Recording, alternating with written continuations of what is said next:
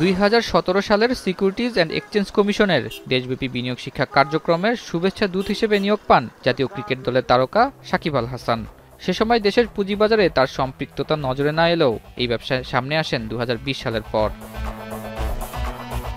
সে বছর বিএসইসির শুভেচ্ছা দূত হিসেবে সাকিবের মেয়াদ শেষ হলেও তৎকালীন বিএসইসির চেয়ারম্যান শিবলি রুবাইতুল ইসলাম তা নবায়ন করেন। এরপরে শুধু ব্যবসা নয়, শেয়ার কারসাজিতেও নাম আসে সাকিব আল হাসানের। শিবলি রুবাইতুল ইসলামের দুই আমলে পুঁজিবাজার কারসাজির অন্যতম আলোচিত ব্যক্তি আবুল খায়ের হিরু। সমবায় অধিদপ্তরের কর্মকর্তা হয়েও শেয়ার বাজারে কারসাজি করে হয়েছেন শত কোটি টাকার মালিক। বাজার কারসাজিতে ক্ষতিগ্রস্ত হয়েছেন ক্ষুদ্র বিনিয়োগকারী, আর দায় সারা জরিমানা করা হয়েছে হিরোকে। শেয়ার কারসাজিতে হিরোর অন্যতম সহযোগী ছিলেন সাকিব আল হাসান।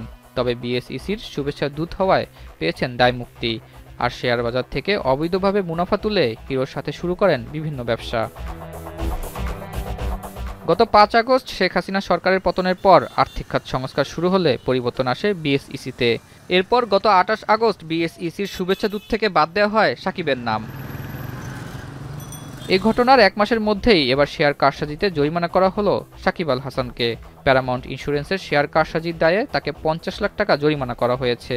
মঙ্গলবার বিএসইসির 923তম কমিশন সভায় এই সিদ্ধান্ত নেওয়া হয়। এদিন সাকিবের সাথে আলোচিত শেয়ার ব্যবসায়ী আবুল খায়ের হিরু ও আরও 5 জনকে মোট 1,63 লাখ টাকা জরিমানা করা হয়েছে। দণ্ডিতরা মূলত নিজেদের মধ্যে বেচাকেনার মাধ্যমে শেয়ারের দাম অস্বাভাবিক বৃদ্ধি করে অবৈধভাবে মুনাফা অর্জন করেন, আর এতে ক্ষতিগ্রস্ত হন সাধারণ বিনিয়োগকারীরা।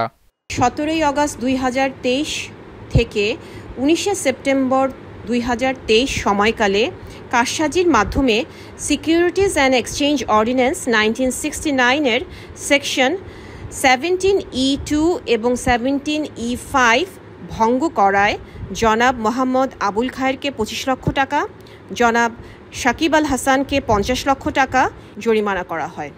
বাজারে বিনিয়োগকারীদের আস্থা ফেরাতে শুধু কৃত্রিম লেনদেন নয়, শেয়ার কারসাজির যা মাধ্যম আছে যে কোনো মূল্যে তা বন্ধ করার পরামর্শ এই বিশেষজ্ঞের। আচ্ছা দেখেন, সিরিজ ট্রেডিং যেটা আছে সেটা হলো যে আমি এই হাউস থেকে কিনছি, ওই হাউস থেকে বিক্রি করছি। হ্যাঁ, এটা এই ট্রেডিং মোটামুটিভাবে হয়তো আরেক নামে হচ্ছে, আরেক হাউস থেকে সেল করতেছে, আমার হাউস থেকে কেউ কিনছে, এভাবে সিরিয়াল ট্রেডিং হইতে থাকে।